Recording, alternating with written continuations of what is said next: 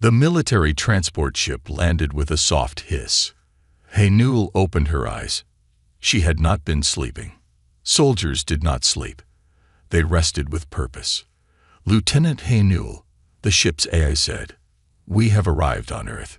Seoul Central Terminal." Haynul stood up. Her uniform felt strange after 3 years of wearing battle armor. The weight was wrong. Too light. She kept reaching for weapons that weren't there. "Thank you," she said to the empty air. Being polite to AIs was a habit from the war. The smart ones saved lives. The dumb ones got people killed. She grabbed her small bag and walked to the exit. The door opened with a whoosh of air, Earth air. It smelled different from the recycled air on ships and bases. It smelled like home. But home felt wrong now. Haynul was 18 years old. Most of her squad mates were dead. Most of them had died saving her. The oldest had been 22. The youngest, only 16. A man in a dark suit waited at the bottom of the ramp. "Lieutenant Haynul," he said with a small bow. "I am Mr. Kang. I will be your teacher at Seoul National High School." Haynul returned the bow, keeping her eyes on him. Old habits. "I don't need school," she said. "I need to get back to my unit." Mr. Kang's face softened. "The war at Proxima Centauri is over, Lieutenant. Your part, at least. Now the military wants you to finish your education." Haynul felt the anger rise in her chest. "My squad is still there." "Your squad was lost, Lieutenant. You were the only survivor of the Battle of Station Zero." Haynul knew this. She remembered holding Yuri as she died. She remembered Daho pushing her into the escape pod. She remembered the explosion that took Minho's arm before the second one took his life. "I know," she said quietly. Mr. Kang nodded. "The implants," he said, pointing to the small scar on Haynul's temple. "They're still active." "Dormant," Haynul replied. "They can be turned on again if I'm called back to duty." "Let's hope that doesn't happen," Mr. Kang said. "Earth needs peace, and you need time to heal." Haynul followed Mr. Kang to a waiting car. As they drove through Seoul, Haynul stared at the tall buildings, the crowds of people.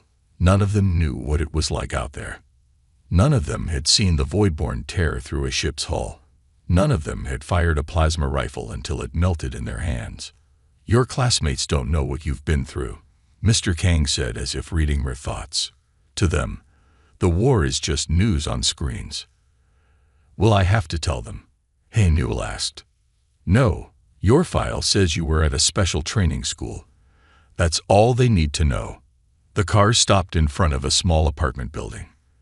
"This is where you'll live," Mr. Kang said. "School starts tomorrow at 8 o'clock. Haynul looked at the building, then at the school visible a few blocks away. Her new battlefield. Not against the Voidborn, but against something perhaps harder, trying to be normal again. "I understand," she said, though she didn't. But soldiers followed orders, even when the orders were to go back to high school. The school bell rang at exactly 8 o'clock. Haynul had been standing outside the classroom for 20 minutes. Old habits. Soldiers were always early. Mr. Kang appeared at the hallway corner. He nodded at her with a small smile. "Ready, Lieutenant?" he asked quietly. "Yes, sir," Haynul said automatically. "Just Mr. Kang here," he reminded her gently. "Remember, you're a student now." Haynul tried to relax her shoulders. She had spent all night practicing normal teenage posture in the mirror. It felt wrong. Vulnerable. "Class, we have a new student," Mr. Kang announced as they entered the room. "This is Haynul. She has transferred from a special training school." 30 pairs of eyes turned to look at her. Haynul felt her combat senses activate, scanning for threats, marking exit points, counting potential hostiles. "You can sit behind Du Young," Mr. Kang pointed to an empty desk. Haynul walked down the row. A boy with neat hair and a class president badge smiled at her. "Welcome," Du Young whispered. "I can show you around later." Haynul nodded stiffly. The morning classes passed slowly. Newell found the work easy. Military education was advanced and intense. She had learned complex physics to calculate plasma rifle trajectories in space. High school math was simple by comparison. At lunch, Newell sat alone. She ate quickly, keeping her back to the wall and watching the room. Then a girl with big glasses sat across from her. "You're calculating exit strategies, aren't you?" the girl said. Newell tensed. "What?" "I'm Maisu. I read about military habits." "You're watching everyone." Looking at doors, Maisu pushed her glasses up. "Were you really at a special training school?" "Yes," Newell said carefully. Maisu didn't seem convinced but didn't push further. After lunch, a tall boy blocked Newell's path in the hallway. He wore a student council badge. 2 other boys stood behind him. "New girl," he said with a smirk. "I'm Hyun-ki, student council vice president. You should know the rules here. Everyone respects my authority." Newell looked at him blankly. She had faced Voidborn commanders twice her size. This boy was nothing. "Move, please," she said quietly. Hyun-ki laughed. "Or what?" Newell didn't speak. She just looked at him. It was the same look she had given enemy soldiers before combat. Empty. Cold. Calculating. Hyun-ki's smile faded. Something primitive in his brain recognized danger. He stepped aside without another word. In the final class of the day, Newell noticed someone watching her, a boy with a small scar on his chin. He looked familiar. "Newell," he whispered when Mr. Kang wasn't looking. "It's me. Taiwan. From elementary school. Remember?" Newell felt a jolt of recognition. Taiwan. They had caught bugs together as children. Before the war, before everything changed. "Taiwan," she said. His name felt strange in her mouth, a piece of her old life. "You look different," he said. Newell nodded. "I am different." As the final bell rang, Mr. Kang asked Newell to stay behind. "First day," he said. "How did it go?" Newell thought about the staring students, about Maisu's questions, about Hyun-ki's retreat, about Taiwan's familiar face. "Complicated," she answered truthfully. Mr. Kang nodded. "War was simpler, wasn't it?" Newell looked at him with surprise. He understood. "Yes," she admitted. "War made more sense than this." 3 days passed. Newell watched her classmates from a distance. They talked about music, movies, and dating. Things she had forgotten about during the war. During lunch on Thursday, Do-young sat next to Newell. "We're all going to the movies on Saturday," he said. "Want to come?" Newell shook her head. "Thank you, but no." "You always sit alone," Do-young said. "Don't you want friends?" Newell thought about her squad. They had been more than friends. They had trusted each other with their lives. "I had friends," she said quietly. Do-young waited for her to say more. She didn't. Later that day in physical education class, the teacher announced they would play dodgeball. Newell stood at the back of the group. "Newell, you're captain of Team 2, the teacher said. The game began. Newell moved differently from the others. She didn't run or dodge like a normal teenager. She moved like a soldier. Fast, precise, dangerous. A ball flew toward her face at high speed. Without thinking, Newell caught it one-handed. The throw would have hurt most students. "Wow," someone whispered. "Did you see that?" Newell realized her mistake too late. Her combat reflexes had taken over. She had moved too fast, reacted too well. Across the gym, she noticed a boy watching her with interest. He wore a martial arts club jacket. When class ended, the boy approached her. "I'm Junho," he said, "captain of the martial arts club. You have amazing reflexes." "Thank you," Newell said, already walking away. "Wait," Junho called. "Have you had training?" "Some," Newell answered carefully. "You should join our club," he said. Han Newell shook her head. I don't think that's a good idea. Why not? I might hurt someone, she said honestly. Junho laughed. Then he saw her face and stopped. You're serious? Han Newell nodded and walked away. After school, Han Newell found Maisu waiting by her locker. People are talking about you, Maisu said. What are they saying? Han Newell asked. That you were in the military, that you fought in the war. Han Newell's body tensed. That's not true. Isn't it? Maisu pushed her glasses up. I think it is. The way you move, the way you watch everyone, the scar by your temple where they put military implants. Han Newell touched the small scar without thinking. I won't tell anyone, Maisu promised. But I want to know about space, about the Voidborn. What are they really like? Monsters, Han Newell said before she could stop herself. At that moment, Taiwan walked by. He slowed down and looked at Han Newell. Han Newell, he said, I was thinking, do you remember when we used to catch bugs at the creek behind my house? A memory flashed in Han Newell's mind. Sunshine. Laughter. Taiwan's smile, missing 2 front teeth.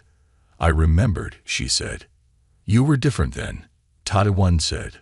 Always smiling. Always talking. Now you're so quiet. People change, Han Newell said. What happened to you at that special school? Taiwan asked. Han Newell looked at her old friend.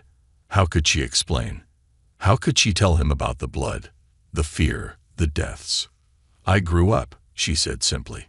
As Han Newell walked home alone, she felt it more than ever. She was an outsider here, a soldier among children. Someone who had seen too much to ever truly belong again. Han Newell couldn't sleep. She sat by her window, watching the night sky. Something felt wrong. A feeling she knew from the war. The quiet before an attack. Her small tablet beeped. A news alert. Han Newell tapped the screen. Strange energy patterns detected over major cities. The news report said, government officials say it's just equipment malfunctions. Nothing to worry about. Han Newell's heart beat faster. She had seen this before, on Proxima Base, right before the Voidborn came.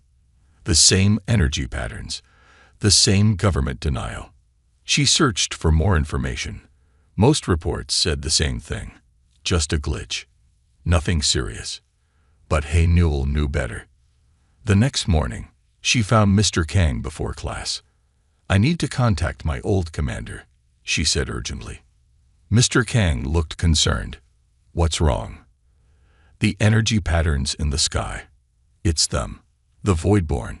I've seen it before. Mr. Kang frowned. Are you sure? The news says.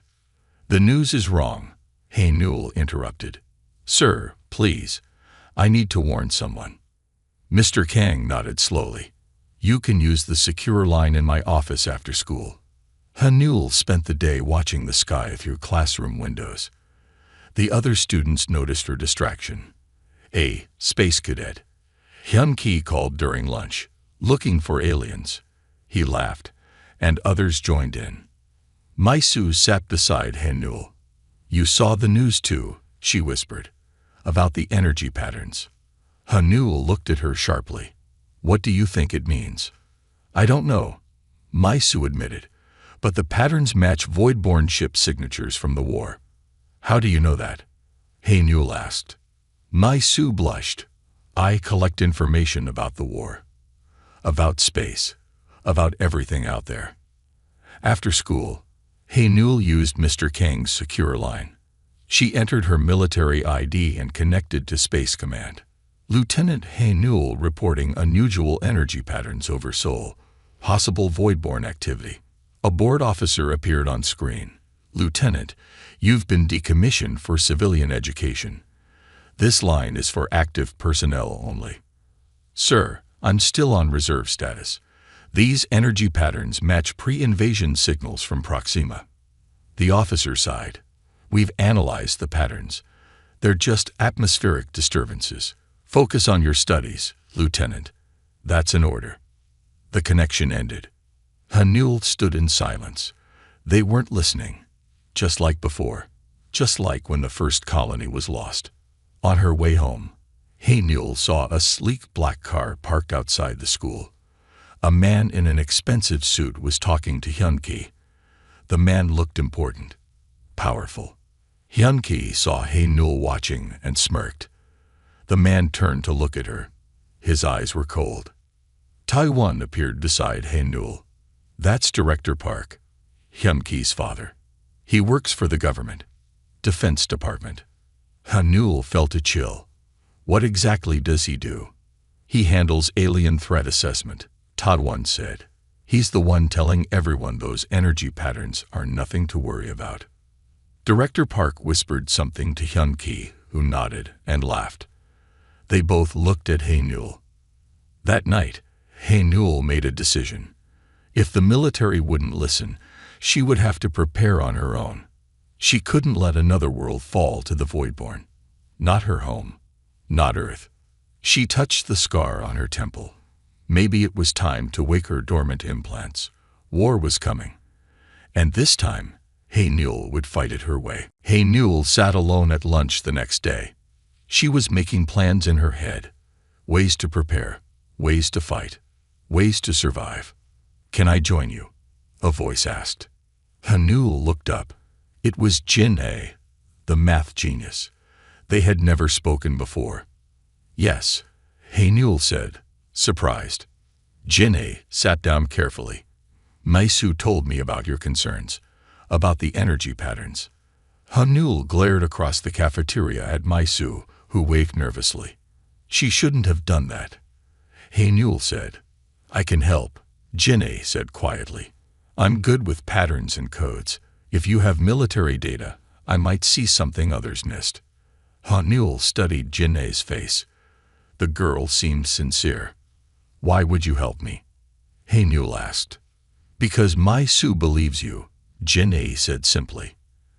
And I trust Maisu. After school, Junho found Hanul at her locker. The martial arts club meets today, he said. You should come. I told you, I might hurt someone, Hanul repeated. Junho smiled. I'll take that risk. Besides, I think you need friends. Hanul started to refuse, then stopped. Maybe he was right. Maybe she did need allies. Fine, she said. One meeting. The martial arts club practiced in a small gym. 10 students bowed to Hanul when she entered. Show us what you can do, Junho said, taking a fighting stance. Hanul hesitated.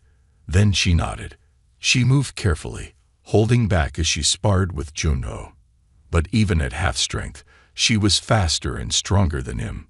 Junho hit the mat hard. He laughed as he stood up.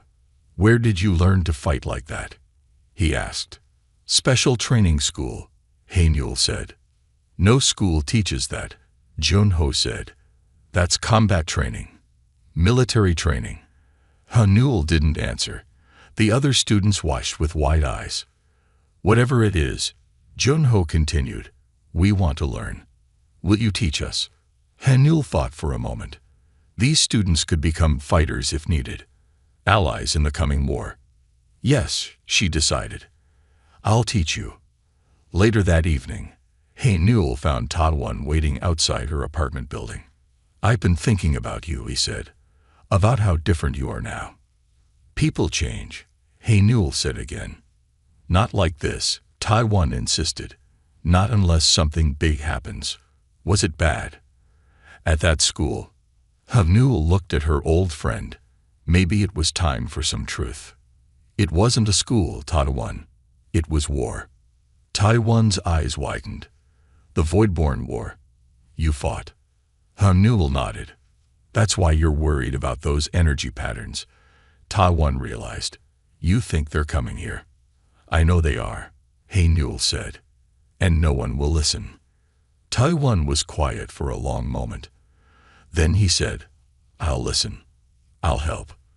The next day, Hanul met with Maisu, Jin-A, Junho, and Taiwan in an empty classroom. We need a place to meet regularly, Hanul said. Somewhere private. The old science lab in the basement isn't used anymore, Maisu suggested. Good, Hey Newell said. We'll meet there after school. Jin A will analyze data. Maisu will monitor space news. Junho will help train fighters. Taiwan will be our lookout. What should we call ourselves? Maisu asked excitedly. This isn't a club, Hey Newell said firmly. It's a resistance cell. The others looked at each other nervously, but they didn't leave. They believed her. For the first time since returning to Earth, Hey Newell felt something like hope. She wasn't alone anymore.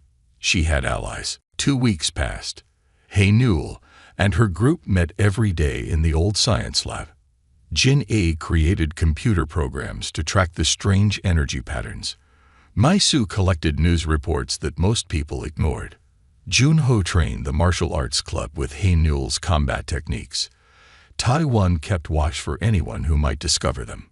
The patterns are getting stronger, Jin A reported one afternoon. And they're forming a grid over major cities. Just like at Proxima, Hey Newell said, just before the first attack. The school announced a field trip to the Seoul Observatory. All students would go to learn about stars and planets. This is perfect, Maisu said. The observatory has powerful telescopes. We might see something. On the day of the trip, Hey Newell's group stayed close together on the bus. Mr. Kang sat nearby, watching them with curious eyes. At the observatory, the students were divided into groups. By luck or fate, Hey Newell, Maisu, Jin A, Taiwan, and Junho ended up together. While the other students looked at moon rocks and planet models, Hey Newell's group slipped away to a research area with advanced telescopes. We shouldn't be here, Taiwan warned. This is for scientists only. We need to see, Hey Newell insisted. Jin A sat at a computer terminal. Her fingers moved quickly over the keyboard. I'm in, she whispered, redirecting the main telescope. The large telescope in the center of the room moved slowly. On a big screen, stars appeared. There. Maisu pointed. That's not a star. Something dark moved against the stars. Something that blocked the light. Not one shape, but many. Small ships. Voidborn scouts. Hey Newell said, her voice tight. Just like I've seen before. Jin A typed faster. I'm recording this, sending it to every news outlet. Suddenly, alarms blared. Red lights flashed. Security breach, a computerized voice announced. Unauthorized access detected. We need to go, Junho said. They ran for the door, but it slid shut before they reached it. Through the glass, they saw security guards. And behind them, Director Park with Hyun-ki. I knew you were trouble, Director Park said through the intercom. Accessing restricted systems, spreading panic. People need to know, Hey Newell argued. The Voidborn are coming. There are no aliens, Director Park said firmly. Just equipment malfunctions and foolish children with wild imaginations. We have proof, Jin A said, pointing to the screen where the dark shapes moved. What you have is a computer virus creating false images, Director Park countered. Security will detain you until police arrive. The guards moved toward the door. Hey Newell knew they had only moments. We need to run, she told her friends. Where? Taiwan asked. The door is locked. Newell touched the scar on her temple. She had hoped to avoid this, but they needed her full abilities now. Stand back, she ordered. Newell closed her eyes. In her mind, she activated the dormant military implants. Pain shot through her body as the systems came online. Enhanced strength, enhanced speed, enhanced senses. When she opened her eyes, the world looked different. Clearer. Data scrolled across her vision. Hey Newell. Maisu asked, frightened. Your eyes. Hey Newell's eyes now glowed faintly blue, the mark of an activated soldier. Get ready, Hey Newell said, her voice deeper than before. We're leaving. Hey Newell moved toward the locked door. With her enhanced strength, she gripped the metal frame, and pulled. The door groaned and bent. "Stand back," she told the security guards on the other side. When they didn't move, Newell pushed forward. The door tore free. Guards fell backward. "Run," Newell ordered her friends. They raced through the observatory. Alarms continued to blare. Director Park shouted commands into his phone. "The data," Jin-A gasped as they ran. "I saved it to my school account." Outside, they found chaos. People pointed at the sky. Strange lights flashed above the clouds. The energy patterns had become visible to everyone. "We need to get back to school," Newell said. "School?" Jun-Ho questioned. "Shouldn't we hide?" "The school has emergency protocols," Newell explained. "All public buildings do since first contact, but few people know how to activate them." They took a public bus back to Seoul. No one noticed 5 teenagers among the panicked crowds. Everyone was looking up at the strange lights. News alerts flashed on screens throughout the city. "Unusual atmospheric phenomenon. Stay calm. Authorities investigating." "They're still denying it," Maisu said in disbelief. When they reached the school, it was empty except for a few teachers preparing to leave. "What are you doing here?" Mr. Kang asked when he saw them. "Sir, it's happening," Newell said. Her eyes still glowed blue. "The Voidborn are coming." Mr. Kang stared at her activated implants. "You've gone full combat mode." "We need to secure the building," Newell said. "How many students are still here?" "After-school clubs," Mr. Kang thought quickly. "Maybe 200 students." Newell nodded. "Get them to the main hall. Don't let anyone leave." Mr. Kang hesitated only briefly before using the school announcement system. "All students and staff to the main hall immediately." "This is not a drill." Newell led her friends to the principal's office. She placed her hand on a hidden scanner by the bookshelf. "Military override. Lieutenant Newell. Combat Division 7. Code Alpha 90. The wall slid open, revealing a control room. "Whoa," Ta-1 breathed. "This was here the whole time." "All public buildings have them," Newell said. "Built after first contact as emergency bunkers." Her fingers flew over the controls. Metal shutters slid down over all windows and doors. The school transformed into a fortress. In the main hall, students gathered in confusion. When Newell entered with her glowing eyes, they fell silent. "Listen carefully," she said, her voice carrying through the room. "What I'm about to tell you will sound impossible, but it's the truth. Earth is under attack." Whispers spread through the crowd. Some students laughed. Others looked frightened. "The Voidborn are real," Newell continued. "They've destroyed other colonies. Now they're here. This building is now secure. No one can get in, but that means no one can get out." "This is crazy," someone shouted. "Let us leave." "Look outside," Maisu said, activating a large screen on the wall. It showed the view from external cameras. Dark shapes moved through the streets. Tall, thin creatures with too many limbs. Voidborn ground troops. The laughter stopped. Fear spread through the room. "What do we do?" a small voice asked. Newell stood straight, a soldier once more. "We fight," she said, "and I'll teach you how." The next few hours moved quickly. Newell divided the students into groups based on their skills. Jin-A, take the smart ones to the control room. Monitor all cameras. Keep communications working. Jin-A nodded and selected 20 students to follow her. Maisu, set up a medical area in the gym. Find anyone with first aid knowledge. Maisu hurried away, already making lists of supplies they would need. Jun-Ho, gather your martial arts club and anyone athletic. You'll be our frontline defense if they break in. Jun-Ho stood taller, accepting the responsibility. Ta-1, take a team to gather food, water, and anything that could be used as a weapon.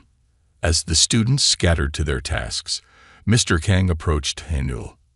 "You're good at this," he said quietly. "I've had practice," Haenul replied. Mr. Kang rolled up his sleeves, revealing a military tattoo on his forearm. "Combat psychologist, 3rd Division," he said. "I wasn't just a teacher watching you. I was your military liaison." Haenul wasn't surprised. "I suspected something. Will you help train them?" "Yes," Mr. Kang agreed. "But these are children, Haenul, not soldiers. They'll be dead children if we don't fight," Haenul said bluntly. In the school kitchen, students broke chair legs to make clubs. Others filled bottles with cleaning chemicals. Taiwan directed them like he had been a leader all his life. In the gym, Jun-ho taught basic fighting moves to frighten teenagers. Keep your stance low. Strike fast. Work in pairs. Outside, the Voidborn tested the school's defenses. Long limbs scraped at windows. Sharp claws tapped on metal doors, searching for a way in. "They're probing for weaknesses," Haenul told the defense team. "That's what they always do first." The school's old security guard, Sang-min, appeared with a locked cabinet. "Military supplies," he said, opening it to reveal stun batons and old-style protective vests. "You too?" Haenul asked, noticing his confident handling of the equipment. Sang-min smiled grimly. "Retired Marine. They put us in schools for a reason." Hours passed. The Voidborn circled the building but hadn't attacked yet. Students and staff ate dinner in shifts, weapons always close by. Near midnight, Hyun-ki suddenly appeared from a side hallway. "How did you get in?" Haenul demanded, grabbing him. "There's a maintenance tunnel," Hyun-ki gasped. "My father sent me to spy on you, but I saw what they're doing. The Voidborn. They're working with some humans, including my father." "Traitors," Haenul hissed. "They promised power to anyone who helped them," Hyun-ki explained. "But I saw them kill their human allies once they got what they wanted. Please, let me stay." Haenul studied his face. "You'll fight with us?" Hyun-ki nodded. "I'll show you where the tunnel is. We can set a trap." A crash echoed from the east wing. Jin-A's voice came through the speakers. "They're breaking through the science lab. Multiple hostiles." "It's starting," Haenul said, her blue eyes glowing brighter. "Jun-ho, take your team to the east wing. Mr. Kang, secure the lower level. Hyun-ki, show Taiwan that tunnel." As students ran to their positions, Haenul felt a strange feeling. Pride. These frightened teenagers were becoming fighters before her eyes. "Ready weapons," she commanded, activating her combat implants to full power. "Defend your school. Defend your world." The battle for Seoul National had begun. The battle lasted all night. Haenul fought at the front, her enhanced body moving faster than normal humans could see. She killed dozens of Voidborn with her bare hands. Behind her, Jun-ho led the martial arts club in organized defense. They moved in pairs, just as they had practiced.